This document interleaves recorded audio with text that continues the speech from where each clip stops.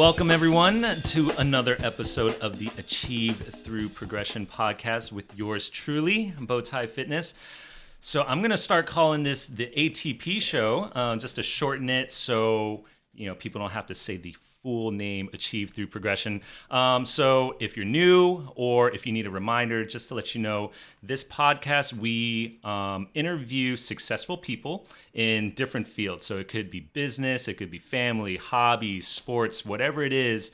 They have reached some level of success in what they're doing. And so I want to talk to them and talk about how they reached that success. What progressions, what steps they went through in order to reach that success in whatever they're doing. And so for today's episode, we have my friend, Dena Rock. She is a competitive bodybuilder. So obviously with me being a personal trainer, that's kind of how we met. But she's also a professional video gamer and Twitch streamer. So I thought it would be fun to kind of pick her brain and see how did she get to that level? Was that always her career path?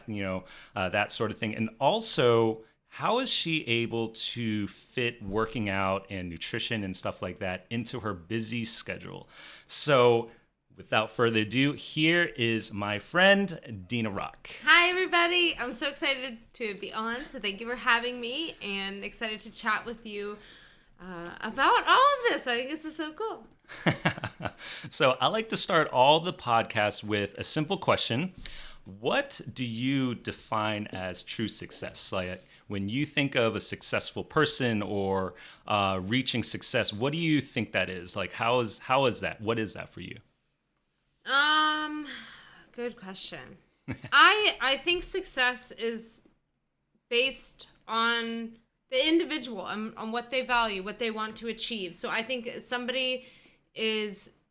their definition of success comes from achieving their own goals and achieving what they set out to do. I mean, you think about, we do sometimes small tasks and we get it complete and we're like, success, yeah. Even though it's like a tiny little success. So I think it's individualized on what you want to do and when you've accomplished that task. Yeah, that makes sense because everyone has different goals in life. And so your success, it may actually change throughout your life.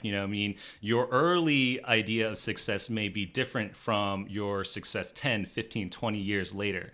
If you guys remember, or if you guys listened to the first podcast with my cousin, his idea of success was different in the early parts of his career with his lizards. And it was completely different from when, he got into software and he kind of defined success in a completely different way. So that's cool. And so I always like to start with a little story description about your upbringing. Like, okay. Obviously you are a gamer. So Were you always playing games? Were you always into video games?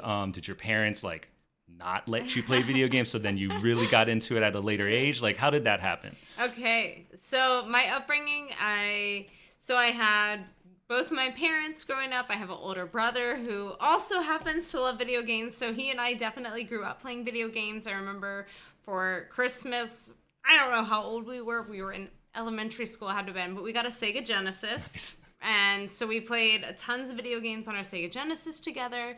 And then we eventually got a PlayStation, played tons of games on the PlayStation together.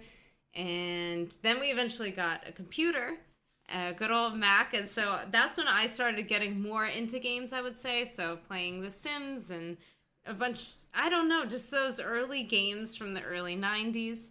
I played a lot of those. My brother kind of stayed with consoles, so so we weren't really fighting over using the computer because he was usually playing on his PlayStation or then on Xbox when it came out.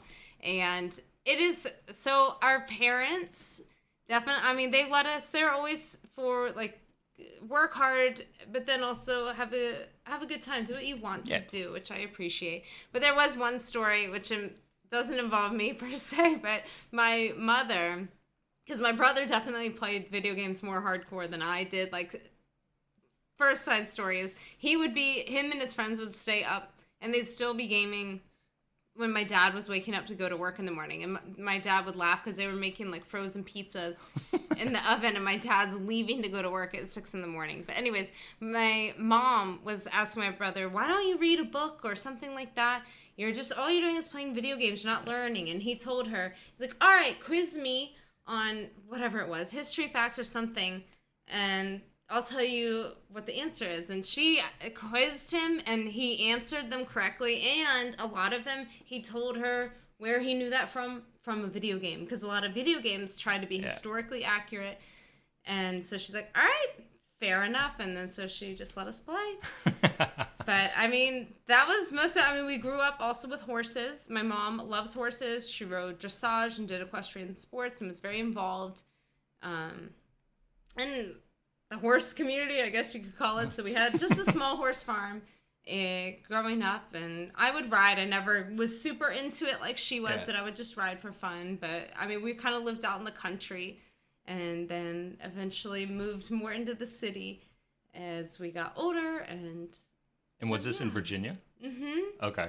So grew up out west of the city, and then just, I guess, eventually got closer and closer to D.C. Yeah, when did you move into D.C., like the D.C. area? When I was in high school. So my parents split up when I was early in high school. Okay. And so that's when we moved closer into the city then. Okay. No more horses then. They just decided, I think, when they split, to sell the horses, sell the house with the barns. So.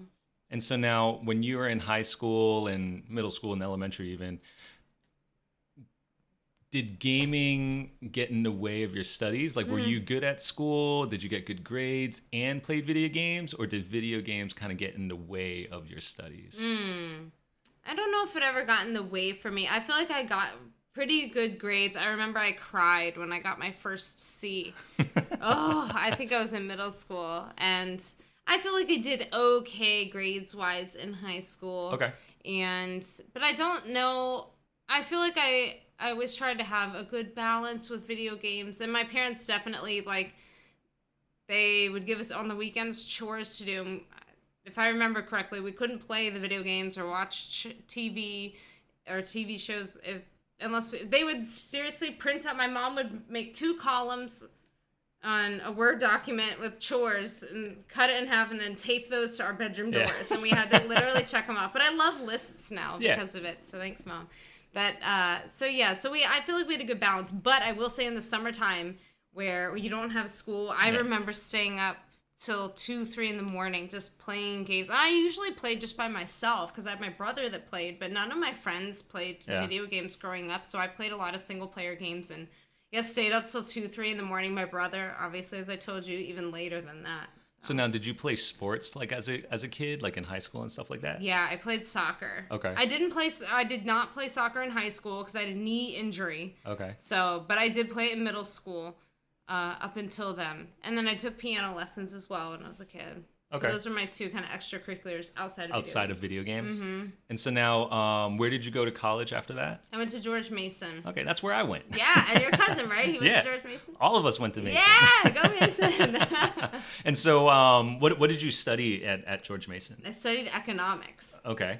Now, did you do anything with your economics degree after George Mason? Kind of. So as soon as I graduated, then I started to apply to jobs, and I really wasn't sure what I wanted to do with the econ degree. I didn't think I wanted to be an economist, and you need to get a minimum your master's, likely your doctorate, to be an economist. So I didn't want to be an economist. I didn't know what I wanted to do. I just liked the studies of economics because I started as a business major, had to take micro and macroeconomics, loved them, so swapped to that with no real plan. Yeah.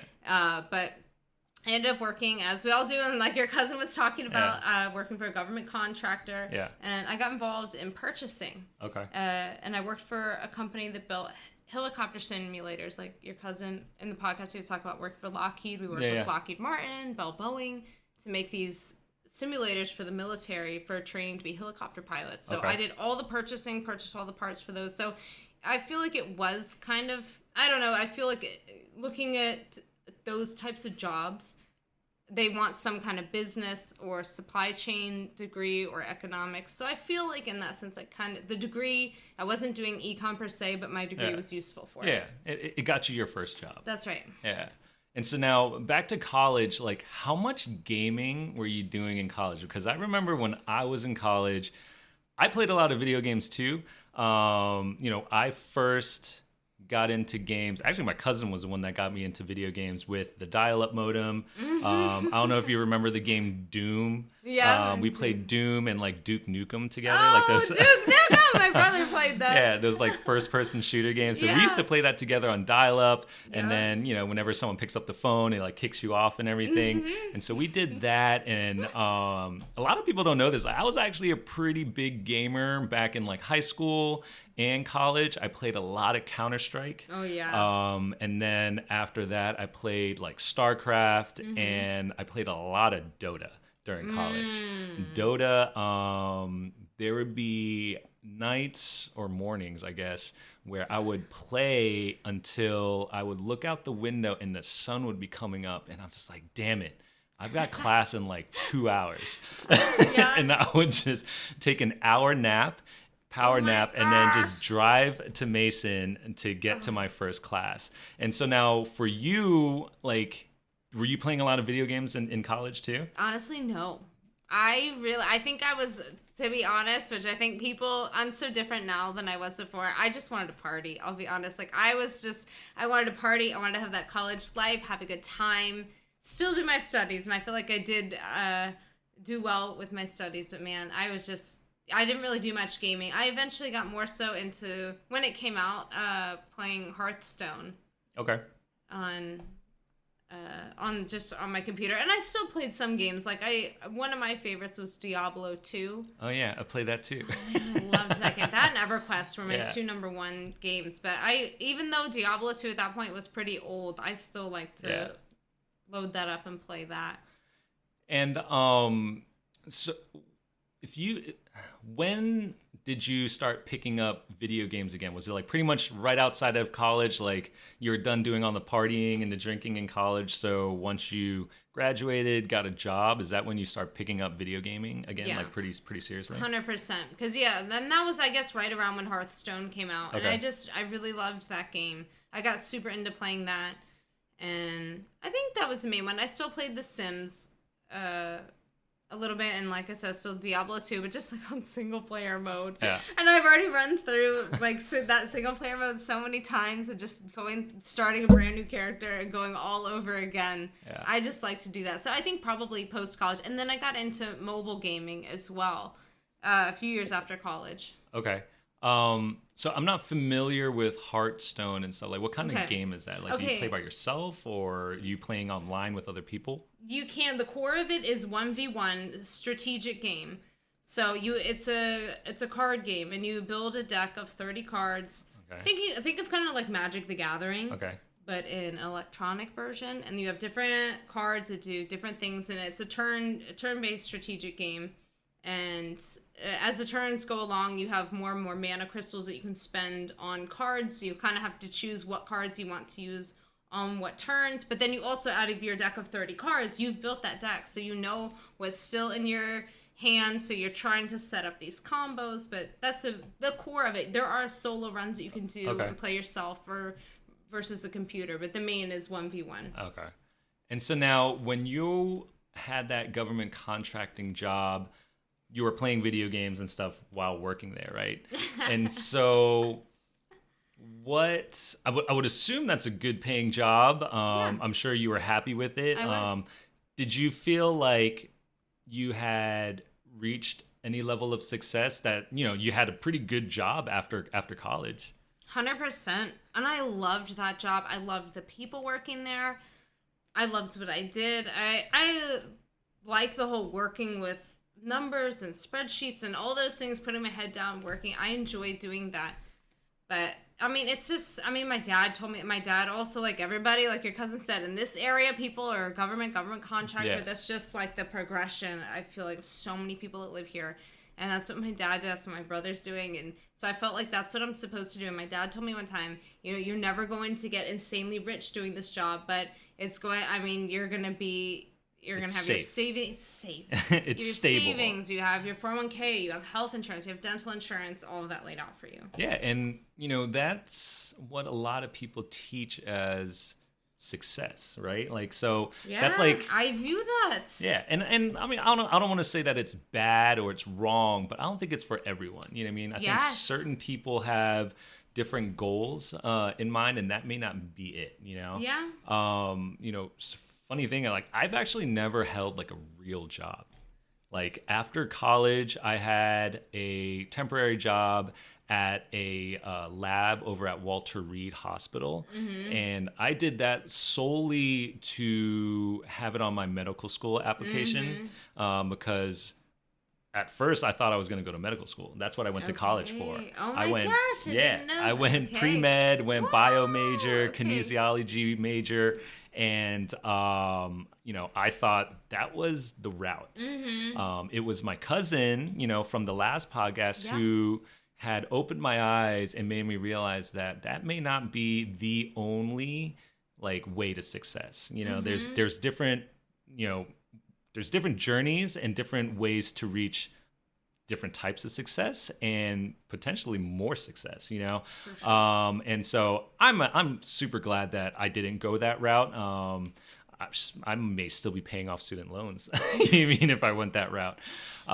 So, when you were working at your job and, gaming and stuff like that, so like, how did you get into streaming? Man, so that all stemmed kind of majority from Josh, my husband. So, like I said, after college, I started playing a little bit more mobile games on your phone. Okay. So I started playing a game called Boom Beach, Okay. which is, most people know Clash of Clans. Yeah, so I play that game. So it actually might be on my phone right now. Yeah. Most people know that one if they know any mobile game. So those are both made by the company called Supercell. So Supercell was then coming out with a brand new game called Clash Royale. So same characters as Clash of Clans. Yeah. And so I think I have that game on my phone you? too. So that's kind of what stemmed all of it for me. So Josh and I were playing this game, and if anyone doesn't know, it's like Hearthstone. It's a 1v1, the core base of the game. 1v1 tower defense game, though. And you're kind of racing against the clock, but also against your elixir bar, mana bar, they call it elixir. And so we were watching other gamers on Twitch to try to get, because it's a very strategic game. Yeah. So we were trying to watch them to get better and to learn about the game. And as we were watching this, Josh was sitting there feeling like, I feel like you could do this streaming on Twitch. Because, so when I did go to college, another big part of my life and as starting in high school is I went to a modeling and acting school called Barbizon. Okay. I went there and they have different modeling and acting competitions that you do. Back in the day, in that time, like mid-2000s, America's Next Top Model was so popular.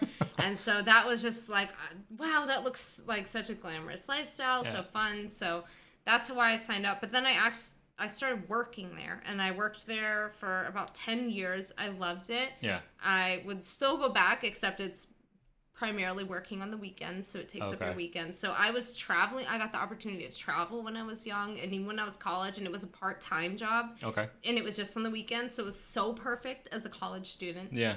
But I got to be super comfortable with being on camera, with public speaking, and I was teaching people all of these things as well, how to do your makeup, how to walk on the runway, etc.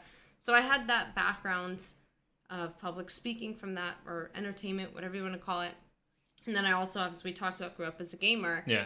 And then Josh he does IT for the government. Yeah. But he's very techie. He's all about building computers. He's very into stumbling through things and fidgeting and tinkering. He's into that. So he was one he ordered a microphone, a camera. It's like went all in. He's like, I'm going to set this up. You be on the camera. I'll do the tech. I'm like, okay. So that's how it started. He just set all of it up for me. We hit go live on Twitch, and I'm like, hey, I'm a new streamer playing this mobile game. So now, well, first of all, what game were you streaming first? I started Clash Royale. So that was the first game? On mobile, yeah. And so, it's funny because I played so much of that game. I know. Like, was it hard? Because any social media, anything where you're kind of like recording yourself and putting yourself out there, like it's always difficult, right? Because, if no one's watching, if no one's viewing your videos, if no one's tuning in, it's kind of like you get not depressed, but you get discouraged, right? Like you're just like, oh man, like should I keep doing this? Is like, how did you deal with that at the beginning? And how did you kind of push through any of the struggles, or were you just super successful from the get-go? Were you just like lucky with that? I think it was more being naive in the sense I had zero expectations. In the sense I felt at the time, I felt like this is Josh's idea. If I fail, who cares? Yeah. And like I did not watch Twitch before. I had never gone on Twitch before.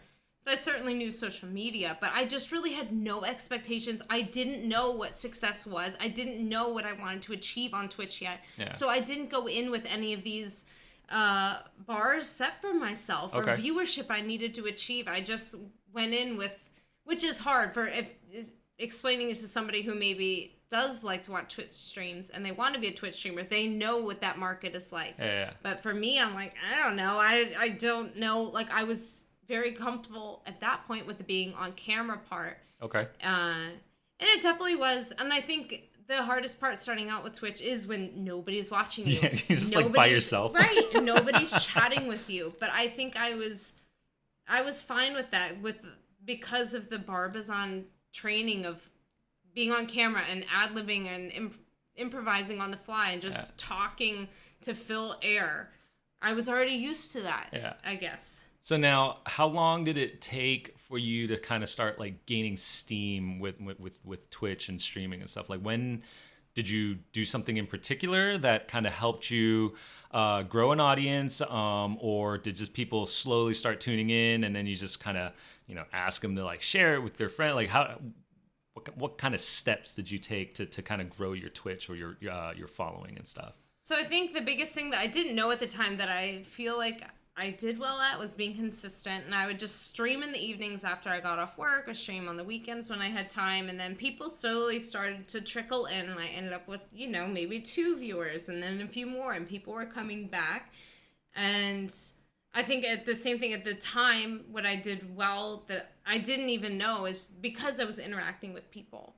But for me, I thought that's what you're supposed to do as a Twitch streamer. But I know now that not every Twitch streamer, that's not their forte, or that's not their interest, but it was mine, getting to know people. And so I think that brings people coming back. But it definitely was a slow start. And, you're sometimes streaming and nobody talks for a long time. And you're like, all right, so I don't know. And you're just trying to fill the air. But I think what made me successful is they eventually, for Clash Royale, they added in-game a feature where you can create tournaments, like private tournaments within the game. Yeah. So I started hosting tournaments. So that brought people into my channel because it costs money. You had to pay real money into the mobile app to host a tournament. So who's playing mobile games? Kids who don't have money to put in the app. So if a tournament is happening, they're like, I wanna be there. I want to play, because they can earn cards to help them progress that they would have to pay with money that they don't have otherwise. So that's what started bringing people in.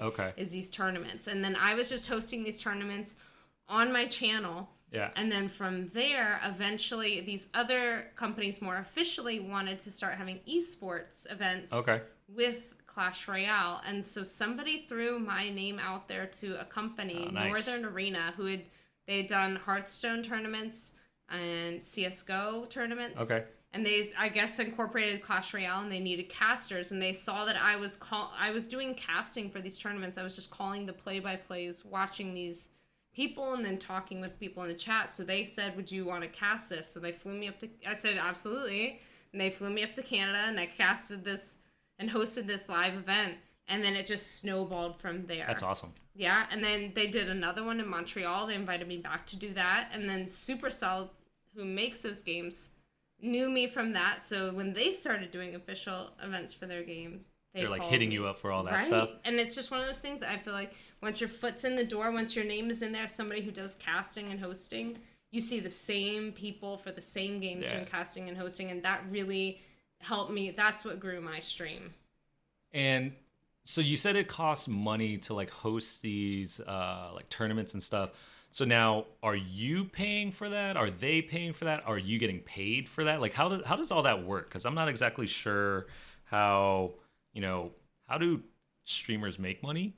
Yeah. And then also like when it comes to like hosting these tournaments and stuff, like are there prizes? Do you pay? Are you getting paid from all the people that are entering these tournaments? Like, how does all that work? So very good questions. So first, I'll start with the tournament. So for the tournament, for the smaller ones, I was hosting them. I was taking my money to host this. Okay. And the prizes, they got prizes within the game. Okay. So if they came in first place in the tournament, they would get a number of cards. Yeah. And these cards help you level up. So Yeah. in a mobile game, which is very typical of mobile games, they call it pay to win. Yeah. You can either level up with your time and playing the game or with your money. But this was kind of a way for them to do it with quickly. But I was hosting the tournament with funding it. Yeah. But I also I had a community member, a guy from my stream who I'm still friends with today, and he linked me up with an entrepreneur that lives in Manila, Philippines. Bren Chong is his name, and he has an esports team. And he was getting ready to start his esports team and wanted them to do Clash Royale. He played Clash Royale, and so he had the funds, and he wanted to grow his brand as well. So he said, "I'll sponsor these tournaments if you host them on your channel." And so this is wild, but in Clash Royale, the biggest tournament that you could host within the app could host 1,000 players, and if I'm not mistaken, it was around like $700 to host one tournament. Damn. In a mobile game, which is so crazy. So I definitely did not pay for that. He sponsored that, but I tell you what, like because of that, and obviously, especially because it's kids playing these games, nobody's hosting these tournaments. So if somebody hears that you're hosting that tournament, I would go from having maybe like 5 viewers in my Twitch channel to 4,000. Yeah. People just flock in. Well, I mean, everyone's trying to get in and can win those cards to level up, right? It would instantly fill with 1,000 players. It was like, watching a game show where you have to type in the password first. It was like that. And then, of course, after that, then the 4,000 drops way down. But people are knowing you, and they know to show up for things like this. So that was how that worked. Now, to answer your other question, how Twitch streamers make money, it's such a weird world because you're basically a contractor. You're 1099 as far as taxes are concerned. So you're not working for Twitch. It's just your platform that you're posting your content, but you're your own business, essentially. The way you make money is kind of like YouTube. You get ad revenue, but it's so small compared to, it's not like YouTube where that's your core of where your income's coming from, unless you're a large streamer, then because it's by concurrent viewership. Or how many people are watching you right then and there. So first, unless you're a really large streamer with 100,000 viewers, it's going to be small amounts. But the nature of Twitch is tipping. So people will donate to you via PayPal, or you can buy Twitch's currency, which are called bits. So 1 bit is 1 penny. And people can donate 100 bits to up to however many bits they want to. And it's kind of, think of it like tipping when you're at a restaurant. You like their service, you tip them. Or maybe you have, I don't know, different things going on and they want to donate. So that's probably the core of it. And then once you get to other levels, then you usually start working with brands that will either sponsor you, with money to put your branding on your Twitch stream, on your overlay, so whenever you're live, you see their branding on there, or sometimes they'll just send you free products as well. And then you have and I think a lot of us are so familiar with the nature of it with whatever social media you go on where influencers have a link or they have a code and you get a commission from that. But that's also kind of, unless you're a really big influencer, it's just going to be a small amount. And so now, do you work with any companies specifically? I do. So the first that I've worked with since the get-go is Blue Microphone. They started working with me and partnered with me when I was a baby streamer. And so I will love them forever. And I was using their microphones at the time, and I loved them. Yeah, I have one at home. They're great products. And now they are tied in with Logitech, so therefore I'm tied in with Logitech. And Astro, which is my favorite headset. So I'm like, that's amazing. Then also, the other big company that I work with is actually a close friend of mine, His name is Alex, and he owns a coffee company called Madrinas. Okay. And it is a cold brew coffee. They also have fruity coffees. And the idea is that you can make your cold brew coffee in a shaker bottle, like you're making a protein shake. So I just met him because we played the same game. We played at the same random early time, and then he just happened to own a coffee company. So for that, I feel like it was a natural partnership because I support him as my friend, and I believe in his stuff. And you know that gamers need their caffeine because they're probably just playing like late into night. So that's how much caffeine do you take in a day? Anywhere from probably 200 to 400 milligrams. That's not that bad. I know. I feel like I do pretty well. Yeah, I take about the same. More. And like I thought, everyone says I take in too much, but I was like, 300 to 400 really isn't that bad. Yeah, that's pretty good. Yeah. What was I gonna? Oh yeah. So you said that Twitch, like you're kind of your own business, your own brand. So your gamer tag is BBXH. What does that mean? Man, I wish it's meaningful now, but at the time, looking back, like I said, like I was like, this is kind of like, I guess we'll try the streaming thing. So I'm like, I was honestly attitude of this is good enough. But so Josh, my husband, he used to run Minecraft servers, which is another game. I'm sure everybody knows that now. Yeah. But his gamer tag was always someone to just kind of be trolly. So if it, let's say like someone just attacked you, but his name is someone. Yeah. So yeah, and then I guess he would call it XH Craft, which I can't remember what that stands for. I was gonna say, what does XH stand I can't remember. Oh, he's told me so many times, but. So his gamer tag was always someone XH. So we used to call each other BB, just like as a term of endearment. So I said, I'll just be BBXH. Okay, so that's where how that it was born. So BB doesn't actually stand, like those letters don't stand for something, right? No, it doesn't stand for anything. You know, I always thought it stood for something. I was like, what does that mean? People always ask, I'm like, All right, well, you know, simple answer. Yeah, it's worked out though because if anything's listed alphabetically, I'm usually at the top. Yeah, it's BB. Well, yeah, that's good.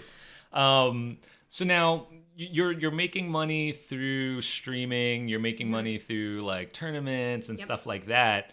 So this is all while you were working full time because you're saying you're streaming after work. You're streaming at night after work, right? So now, what triggered that transition from working a full-time job and playing video games and streaming and switching over to just quitting that job and just pursuing this video game career full on? Like what made you do it? First off, that was a super hard transition, which if anybody's gone through something similar, I'm sure they can relate. But I mean, so I started, like I said, I started getting involved beyond the world of Twitch and beyond the world of streaming. I started getting involved with live gaming events, doing esports hosting where you're standing up on the stage with the mic and welcoming, like the MC essentially, to these gaming events, or the shoutcaster, which is, if you think of any sports game where they're calling the play-by-plays and telling you information about the players and the history and things like that. So I got started involved in those two roles. And like I said, once people know that you do that for a game, you get called up for all the live events, which is amazing. It's kind of hard to get your foot in the door in the beginning as well. And seriously, at all the competitive games, if you look at who's casting it, it's usually the same casters for all the events. Yeah. And so they just started doing more and more of these esports events for Clash Royale. So they kept calling me, and I mean, I only got like 4.65 hours of leave time from my job, PTO, and that included sick leave. So I was quickly out of leave time. And obviously, I couldn't keep traveling because these were international travel. So it was hard to do. So I was at that fork in the road where I'm like, okay, I either need to stick with this safe job or I need to go down this route and explore this and try it. And so that's where I went. And I will say, like, it was sad to leave. I cried when I left because I really did like working there. And it was a scary choice for me because you're going from your safe to this adventure unknown a little bit. But I will say that I'm super blessed, super lucky because I was already married at the time. Okay. And so I have a husband who has a job that has medical insurance and it has dental insurance. So I had that. And so I know it is a lot harder for people who don't Yeah. have that, or Yeah. they're single, or their spouse doesn't have that, and so they're going into this world of being their independent contractor. But so I had some kind of security because of that. But yeah, that's kind of how it happened. And what year was that? Do you remember? That was, so I started streaming March 2016, and I think that was, it was about 9 months later. So in that fall or winter, later in 2016. Almost like 2016, maybe early 2017. Mm-hmm. So you've been video gaming professionally and streaming for, was that 5 years? 6. I hit years? 6 years this year. Oh man. Yeah. That's crazy. And you know, obviously it was scary, but like what other feelings were you getting at the beginning? So like, you know, that first week when you quit your job and then you turned on your computer and you started streaming, what would you do if you looked and there's only like 2 people watching you and you're just like, damn it, did I make the wrong decision? I mean, I did eventually get to a similar point like that a few years later. But I mean, my first initial feelings were I was so excited because one thing for me is that I really value travel. I want to travel, and I've gotten I'm almost every job I've had, main job I've had the opportunity to travel. Even that Barbizon job, it was just the most non-exciting places like Birmingham, Alabama. No offense to people that live there, but it's not usually a destination. But now I'm like, I have been there. Yeah. And so I really value that. And so it was really exciting for me because I'm like, this is what I want to do. I want to see the world, and this is taking me to see the world on somebody else's dime and doing a really cool job along the way. But man, I will say 2017 was my year in gaming. I was always on the go, always traveling, always doing work with this.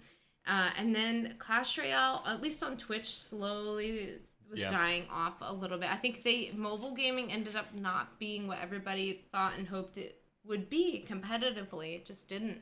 And I noticed that like everybody kind of collectively on Twitch, their numbers were declining downwards. Okay. YouTube, I think, still did fairly well, but not for live streaming it. So I realized, for the longevity of my stream, my career, I probably need to consider switching games. And at the time, I also played another game called Dead by Daylight.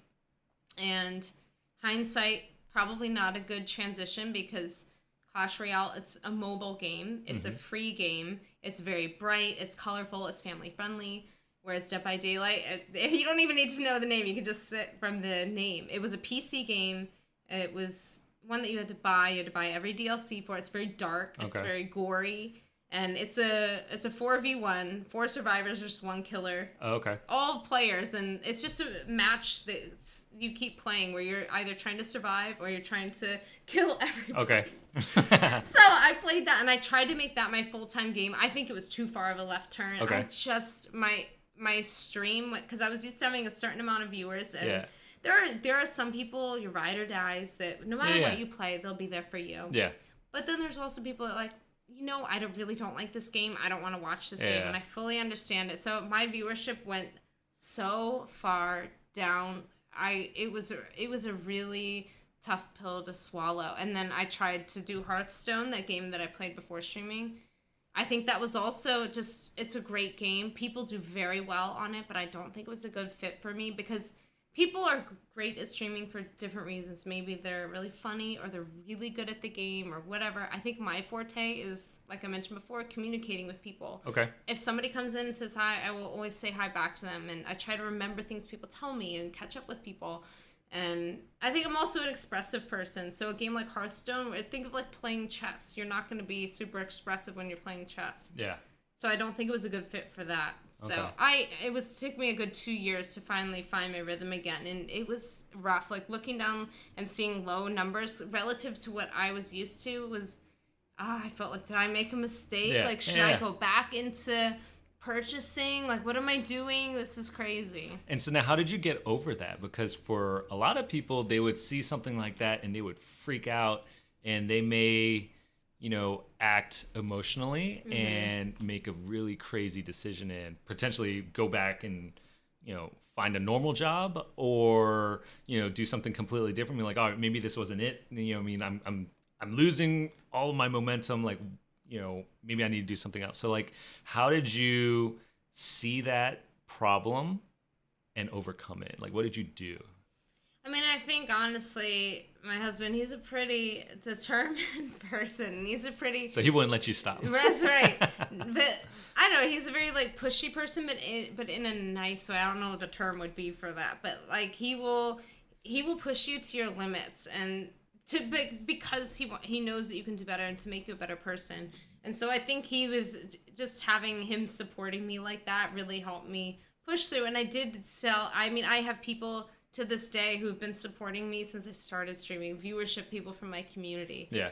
And so I still had people that stuck with me, and they're like, just play what you want to play, and you'll find it. And I eventually started playing a game called Sea of Thieves, which I still play now. And I started playing that, I guess, around 2018, 2019. And I played it when it first came out, but it has beautiful graphics. Okay. You're on a pirate ship in the ocean. I was going to say, what is this game? I don't know this game. It's open world adventure. You can fight with other people, sink their ship, steal their treasure, or there's also story-driven puzzle quests, so you can kind of play how you want to play. But it's a beautiful game. Like, the ocean is amazing. You're like, I am on an actual ocean. So I just went with that because I like the graphics, and it ended up being a perfect fit for me. Okay, and so that kind of like rekindled everything, and everything started going well again, and then you were like, all right, I didn't make a mistake. Right, exactly. And so is that the main game that you... What was the... Obviously, we talked about Clash of Clans, the mobile game, and how that kind of like sparked your gaming career. Yeah. So then did Sea of Thieves, was that like the other like big game for you to like grow your audience and grow your success when it comes to like gaming and stuff? 100%. And so now do you still play that game like really regularly, or every day? Okay. Every day I'm streaming. So still that's like is that the main game that you stream? Okay. So are there any other like big games that you're like attribute a lot to your success now other than that one? I think I do attribute most of my success to that game because I do primarily play that. Okay. And I will play other games, but they're always on the side, always secondary. I always start with my main game just because I feel like you want to start out of the gates for your day strong and bring in your viewers, and then maybe switch and show them a new game, and if they want to stay, they stay. But I think with Sea of Thieves, I went to a convention. It used to be called Guardian Con, down in Orlando, and Sea of Thieves was there, and they were hosting a tournament, and Josh and I went because we had other streamer friends who were going, and then another streamer and one of my channel moderators, he lives down there, and he was going. And you needed a team of 4 people. So we had 2 of us already. Yeah. And then we ended up finding 2 other people to build a team. And we competed in this tournament. And we ended up, out of 80 teams, we got top 5. Oh, nice. So, and then the developers were there. So I think they were kind of like, oh, who's this person? Who are these people? Yeah, like, oh, nice to meet you. So I got to know them. Then they created a Sea of Thieves partner program with streamers. Okay. And I tell you what, when streamers or content creators for a game and the game developers can work together, it just brings success for both. Okay. Across the board, when you support each other, oh my gosh, it's amazing. And I feel like they've done really well at that. And they started doing something, and Twitch does this too for other games, called Twitch Drops. So the way it works is, if somebody watches your channel, the way it works to Sea of Thieves, they watch you on your channel for 20 minutes, they earn a free cosmetic or whatever it is in the game. And so they started doing that for all the Sea of Thieves partner streamers. So you had to be partnered with the game to be able to host these drops. Okay. So there's not many other streamers that you have to be in with them to do it, and which luckily I was, and it just helped me grow so much because I think Twitch it's just really hard to grow on Twitch. Discoverability for new streamers is terrible because people have to scroll through pages and pages to find you. It's just like almost any other social media, right? Because like Instagram, YouTube, things like that, it's super hard to get started now. Yeah. In that, right? So now, you talked about how you interact with your followers and stuff. Like, what else do you think sets you apart from all the other streamers that allowed you to become discovered and kind of build up that following? I think being positive, and it can be hard to be positive every day. It really can. But I think the days that I'm not feeling happy, I try to think about the fact that a lot of people probably come to my stream because they want a happy personality, because I do that. There's YouTubers that I go watch. If I'm in a bad mood, I have people that I go to because I'm like, I need their bright personality right now. So I try to, as best I can, provide that for people. The other big thing that I feel like has helped me a ton is being family friendly. Okay. Because I can tell, which I didn't really think was that big of a deal. I was just so used to it because of working at that modeling school. You had to be no cursing. You had to be family friendly. Of course, you're working with all teenage girls. Yeah. So it was already ingrained in my brain as it was. But man, there's just so many people that have come in my chat and they're like, thank you for being a streamer that I can put up on my TV with my kids around. And I don't have to worry about you saying something bad or this and that. And it also has been really helpful for me with getting partnered with companies. And so many companies are like, we want to work with you because you're family friendly. Because you're not obnoxious. Right. And they know I'm not going to drop an F-bomb in the middle of their live stream. So I think that's more valuable than I thought it was to people.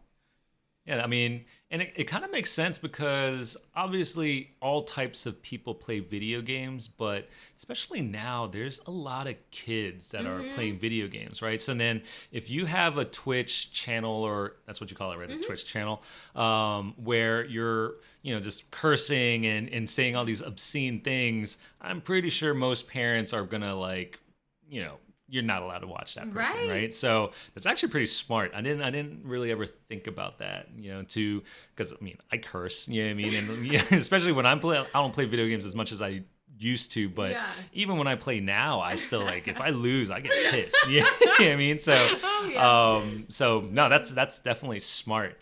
And so now that you're like a professional gamer, how do you if you meet someone and they're like, hey, what do you do for a living? How do you describe what you do? You're like, oh, I play video games, and then I just set up a camera and it just watches me play video games and I get paid for that. Like, how do you explain your current career to people that are curious about it? That's such a funny thing because so many people are like, what? You do what?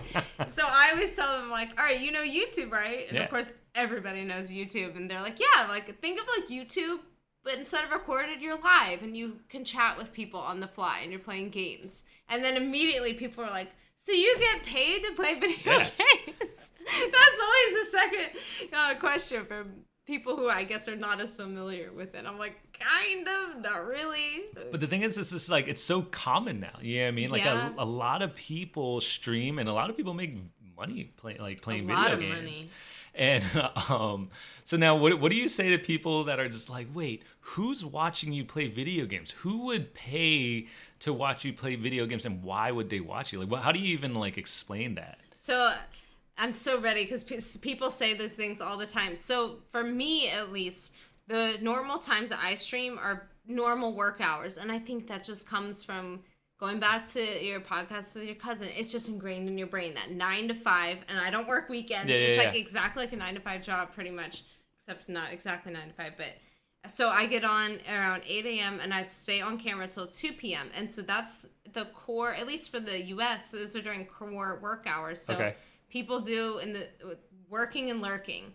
So it's just like listening to a podcast or listening to music. So they're maybe not necessarily actively watching me and chatting the whole time. Some people are, but they usually just, I think, have me on another monitor in their ear. And it's the great thing about Twitch is because it's live. If I'm saying, oh, I watched this show last week, and they're like, oh, I just watched this. They can jump in the conversation when they want to. And it's kind of like breaking up their workday a little bit. So at least now, especially with Sea of Thieves, I've noticed that most of the people that watch me now, based on my interactions with them, what they tell me, of course, is I think they're all pretty close to my age, give or take 10 years. So it's very relatable, and most of them are at work, or especially during the pandemic. Man, everything shot up for everybody because it's just, it provided that social interaction for a lot of us that we were missing. And that makes sense. I've never heard of the phrase working and lurking. That's a big Twitch thing. Work and lurk. Because, everyone does that.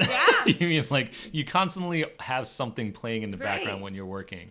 But now, I read this, article the other day where they were explaining how a lot of people that don't understand gaming, don't understand streaming, they're just like, wait, why would you watch someone else play a video game? And you know, the analogy that the person in the article was brought up, and it made perfect. As soon as he said that, I was like, okay, that makes sense. How many people out there watch sports on TV, but they're not actually playing? It's the exact same thing. You know, I love playing golf, but I also love watching golf. So a lot of people that may not understand golf, they're like, why are you watching someone else hit this white little ball and like try to get it into the hole?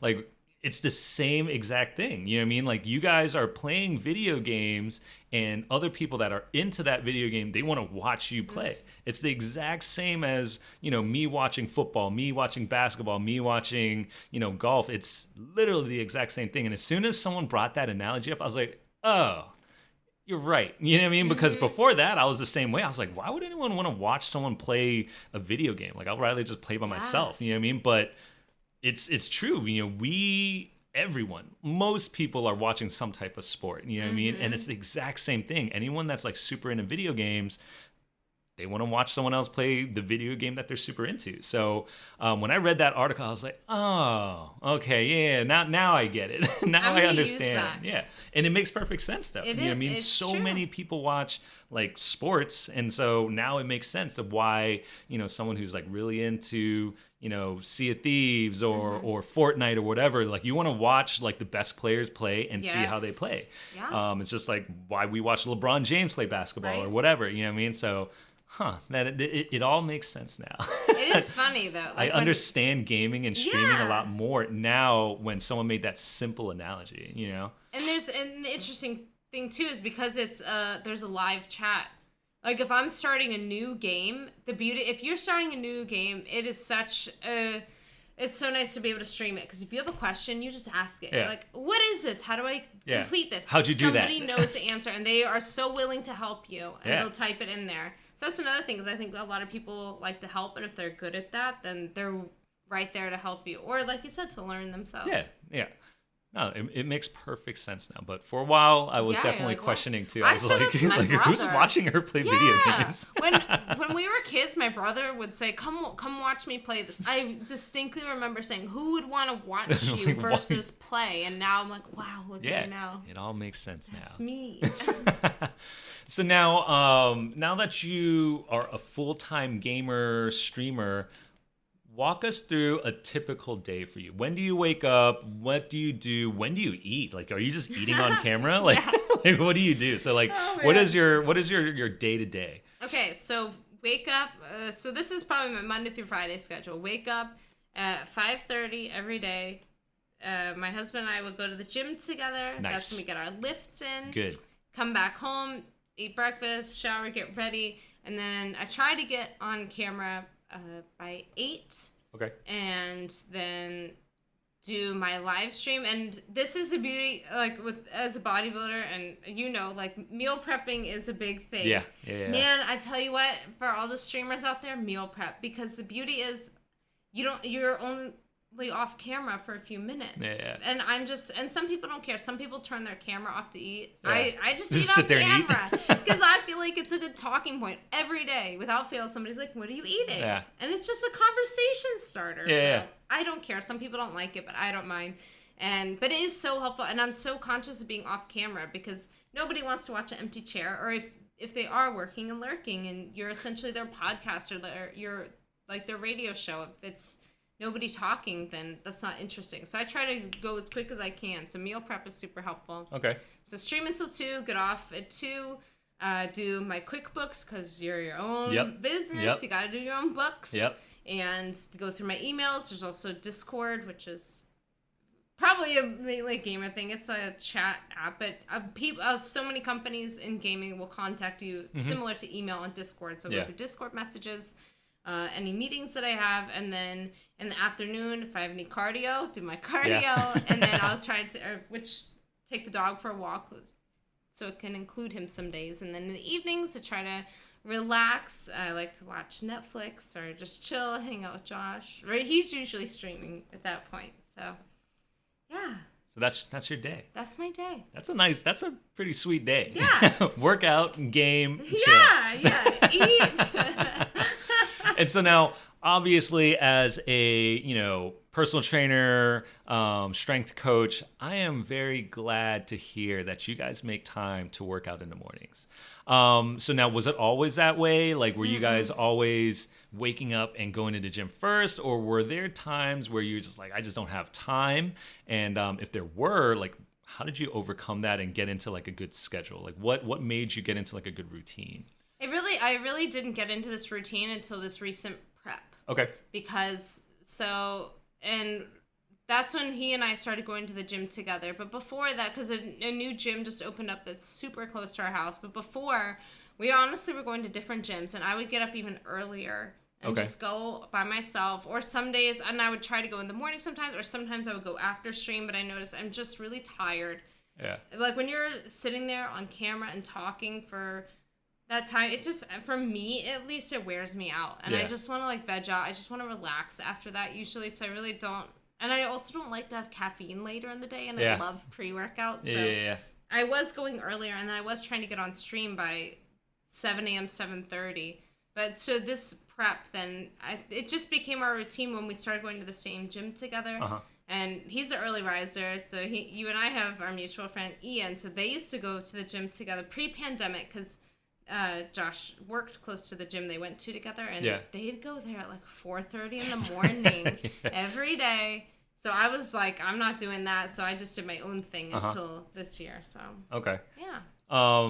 because I mean, everyone always talks about how, I don't have time to work out. Oh, I'm too tired. So I always want to like kind of pick people's brain as to how they were able to just get it into routine. What did you have to tell yourself to be like, all right, I'm just gonna suck it up. I'm gonna do it. I'm gonna get into the gym at 5 a.m. Like, what did you have to like tell yourself in order to get there? I mean, some mornings I'm so bad about waking up. I think now that we are on a consistent schedule, it's a lot easier for me. But especially in the winter, it's so hard for me. It's because when you wake up, it's dark outside. Yeah. Oh man, it's difficult. But those days, I would literally just, if I started talking, because I would every day talk myself out of it. Oh, I can go later. Yeah. I would just have to like just move my body and shut off my brain. And once I got going, once I was at the gym, I was fine. Yeah. But it was just like getting out of bed for me that was hard. Yeah. But I think what helped me was telling myself, okay, I can go and knock this out now,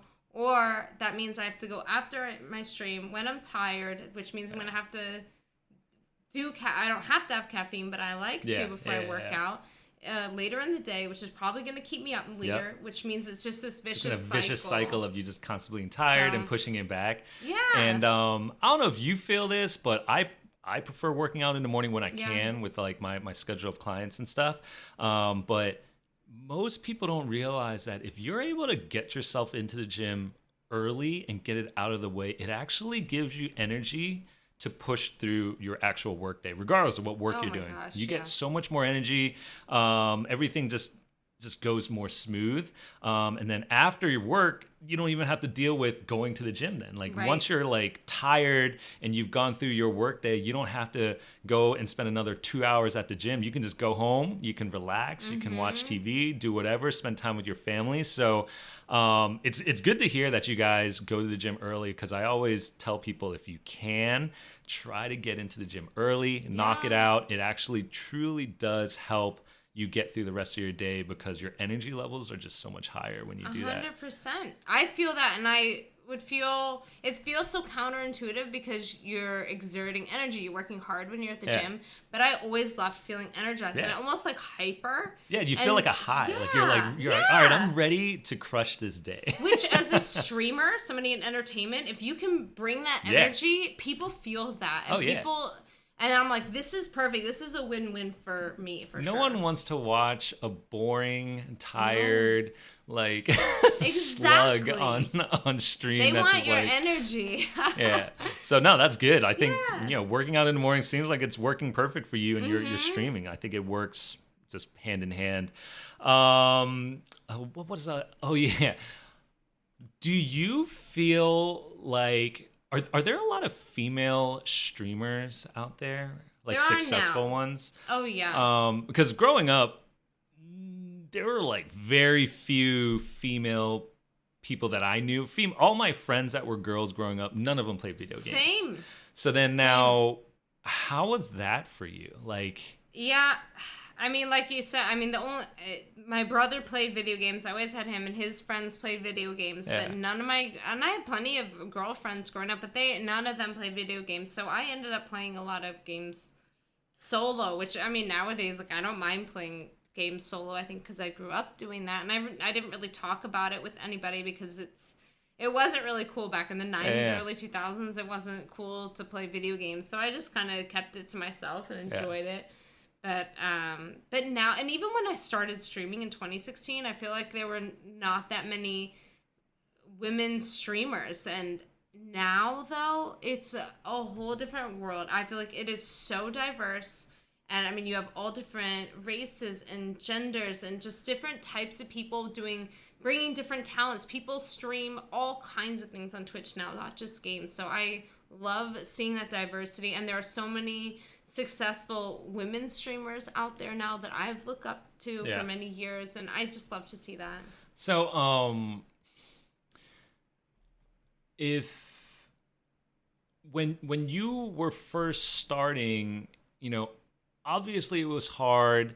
Now, if there weren't that many female streamers back then, like, I think it's hard for most people. I mean, obviously, you talked about how you were, in that modeling job, and it helped you be more social and be in front of cameras and stuff like that. But still, as like a girl gamer streamer, I mean, like, most people, when they think of gamers, they think nerds and stuff like that. So you're like kind of embarrassed, and like you kind of don't want to do it. You don't want to tell people what you do. You don't want to tell people like you're rushing home to play like a video game or something like that.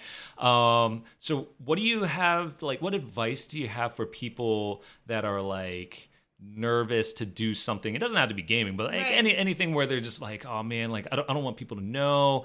I don't want people to think differently of me because like I'm a bodybuilding competitor, but then I like playing video games. You know what I mean? It's like, so it's kind of opposite. But how do you get over that? And like, do you have any advice on how to get over that for other people that are kind of like dealing with that? Yeah, I definitely went through that on multiple occasions for myself. I mean, man, I think when I first started Twitch streaming, especially back in 2016, people, like you said, people kind of know what it is now. There's been larger streamers, like most people know Ninja. Yeah. Because he played Fortnite. He's been on Jimmy Fallon, Jimmy Kimmel, all these big... So people kind of know what it is now. But back then, they didn't. And I swear, like, I was just almost, like, self-conscious about it. Yeah. I didn't really want to tell people that I was doing it. People understood the hosting part and the esports casting, but people didn't understand the streaming part. And I think a lot of people, sadly, because I'm a woman, like some people just think like you're an e-girl. Yeah. Like where you're doing these streaming sites where you're just sitting there, which more power to people's hustle that do that. Do what you need to do. But I was like, for myself, like, oh man, are people going to think that that's what it is that I'm doing? Yeah. And I was really and I think some people, they just did not understand what I did. And they're kind of like, okay, well, and I mean, people definitely made comments about, oh, well, good thing you have Josh to be your sugar daddy. And I'm like, listen, I make nearly just as much as he does, but people don't think like that. People think that, oh, you're just like doing this video game thing and you have your husband making the money. Yeah. It sucks that people judge you like that. And because I'm like, that's not true at all. Yeah. And I think the other thing too, especially when I know there's so many people now, I mean, social media is it's a career path now to be on Instagram or TikTok or Twitch or YouTube, whatever you want to do it. It's a career path now. Yeah. And people are worried about, I think the biggest thing people are worried about is being judged and being vulnerable, putting your content out there. But I think my biggest advice for people is that people are going to judge you. People are going to say mean things. There's going to be mean comments. And when I started, I was sensitive for sure. I cried from things that people said to me when I was live streaming, and there's a lot of cyber bullies out there. There's so much. There's a lot of trolls out there that just like they literally just thrive on just bringing people down. So how do you overcome that? And so I think the biggest thing for me is I learned a lesson that most of those people, they just want your attention. And I feel like the biggest thing, like where I see the most of the cyberbullying is in fitness. Yeah. Fitness influencers, because you're putting your body out there and people are so mean. Yeah. And they're so judgy. Yeah. And then also in video games, because video games, people can just be so nasty. But the thing is, like I said, my biggest advice is just realize that those people just want your reaction. They just want your attention. That's all it is. And when I learned this lesson, because there was one day where somebody came into my Twitch chat, and I don't even remember what this person said, but it was something very rude. Yeah. And so you have Twitch moderators so they can just delete people's message. They can insta-ban people. You have full control of that. So somebody just deleted their message. They got timed out for 10 minutes. So after the 10 minutes, they can come back and chat again. Yeah. So this person came back maybe like 20 minutes later. Same I don't thing. know if they thought that I ignored. No, they came back and they're like, you look so beautiful today. And I'm like, aren't you the same person that just 20 minutes ago you were calling me a this and that and this and that, but I tell you what, that person made it click for me, because I'm like, you just want my attention. You don't care how you get it. You just want me to acknowledge you and react to what you're saying. So it really opened my eyes to that, because he or she, I guess, went down the route of trying to be rude to me to get a reaction. I didn't react at all. I just let the mods time it out, and I kept going. So then they were like, well, let me try to call her beautiful and see. And they're both just empty comments. Yeah. But that's all it is. And I think once I realized that, it really helped me not give a crap about what these people wrote in the comments, what they say, because I'm like, it just doesn't matter. What matter and whose opinions matter are the people that are close to you, the people that care about you, the people that know you. Yeah. And the thing is that on social media, people who don't know you at all, they could have just clicked your profile 3 seconds ago, and they are trying to make a judgment about you, about your life, about your body, about your gaming, and they don't know anything about you. Like, you have to ask yourself, like, how much does this person know about me? They don't know anything. You've never seen their name before, right? So their value has no value, their comment. Yeah, they literally just, I don't know. They must be bored. I feel they're bored. I feel like they have like nothing better to do than to just try to bring people down, and they truly get joy out of it, which is really sad. I think those are people that are hurting as well, and they're like, I want somebody else to hurt because I hurt. Because you think about like people that are super like, can you imagine going and writing something about somebody's body, somebody that you know has been working really hard in bodybuilding, and you're like, I'm gonna go write like, I was like, I don't know why. You know what I mean? Like, you wouldn't do that, right? No, it makes no sense in to your life, and I wouldn't either. But some people are not. Yeah. You know, even because obviously, social media, anything, there's always people judging you. So obviously, I wanted to kind of get your take on that, because obviously you're putting yourself out there. You know what I mean? You are literally having a camera just watch you, for hours. And so I'm sure people come and go where, they're trolling, they're making, inappropriate comments, being rude and stuff. So a lot of people, I'm sure, are hesitant to get into this thing because of that specific reason, which is why I wanted to ask you kind of like, how do you deal with that, and kind of how do you react to that? So it's good. You guys just learn and realize that these people just want your attention. They have nothing better to do. And so the best thing to do is just to ignore them and realize that the true followers, the true fans of yours that are there to support you because they love you and everything. Right. And so, no, that's good. Yeah. So I mean, we're over an hour. I'm trying to keep all of these about an hour. We're over an hour. I think this was great. I usually like to end all of these with a couple things. Your success with like video games and streaming and stuff like that, how much do you attribute that to luck, and how much do you attribute that to just hard work and grinding?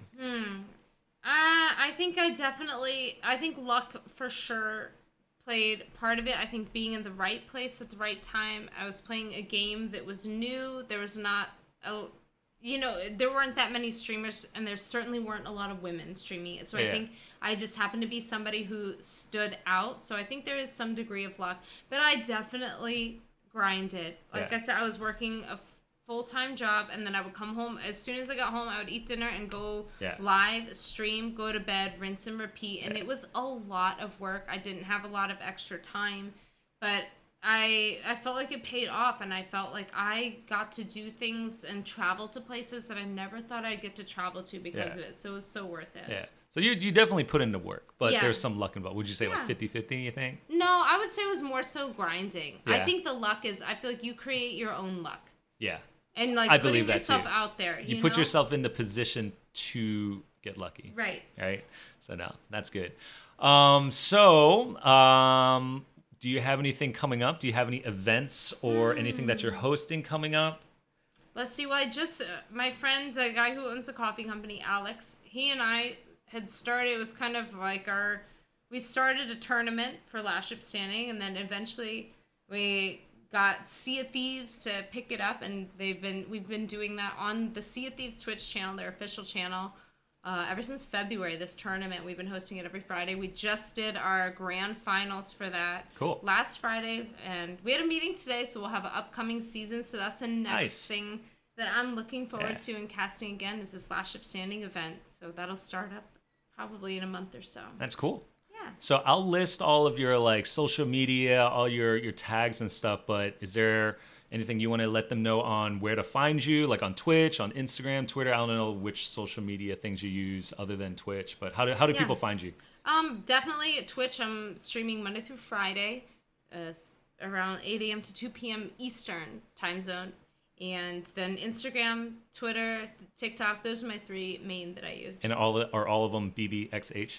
No, some of them are like BB_.